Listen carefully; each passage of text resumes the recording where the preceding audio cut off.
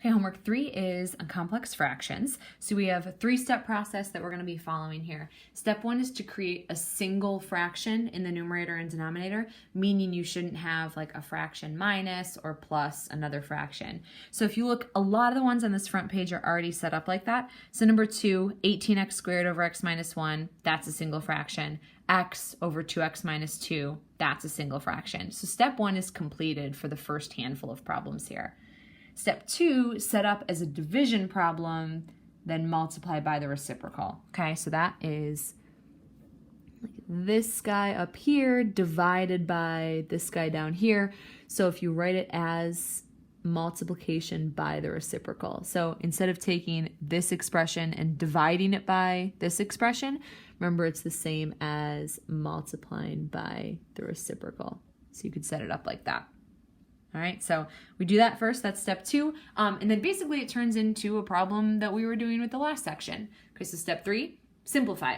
We also have written in the step factor first if possible. So this one is just a monomial. X minus 1 doesn't factor, it doesn't have a GCF, and it's not a quadratic. Top right here, 2x minus 2, that one does have a GCF.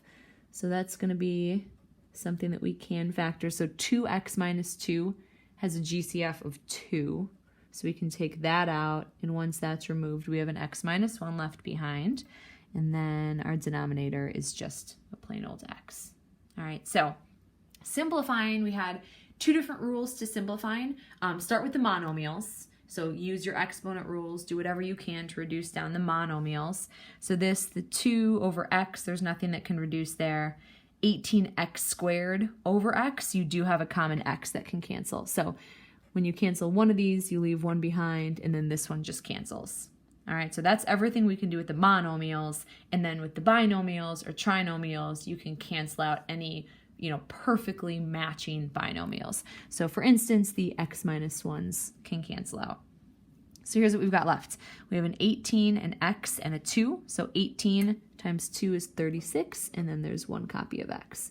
So that would be your final answer once everything's reduced down for number 2. All right, so let's find one where we don't already have a single fraction in the numerator or denominator.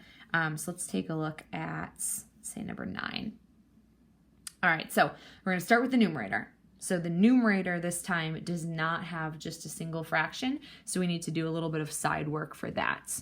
All right, so let's start with this, do a little side work. So we have 1 over p plus 2 over 3. We're going to combine those up. So right now, this denominator is a p, this denominator is a 3. There's nothing you can do to reduce those down.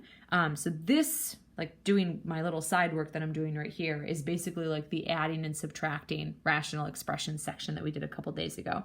So this, the p and the 3 both must be present in the denominator. So this one needs to have p in the denominator, and this one needs to have 3 in the denominator. So we can combine those up. All right, so this, we end up with 3 over 3p plus these, we end up with 2p over 3p.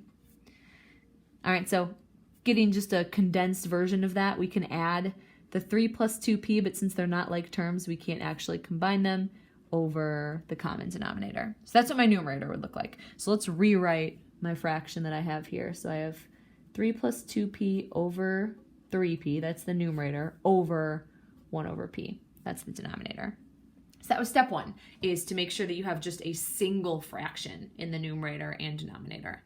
Step 2 is to set it up as a division problem, then multiply by the reciprocal. So we're doing this numerator divided by this denominator, which means multiplying by the reciprocal. So take the numerator and multiply by the reciprocal of the denominator, like that. Okay, step 3, simplify, factor if possible. So no GCF, this is a monomial, the rest of them are monomials. So to simplify, you look at the monomials first. So p, 3p, 1, the p over p will cancel out. So the monomials are now totally reduced. The binomials, this is the only binomial, which means there's nothing that it can cancel out with. Remember, these 3's cannot do anything at all because this one is not divisible by 3. So multiply 3 plus 2p times technically a 1 And we have just a 3 plus 2p left over.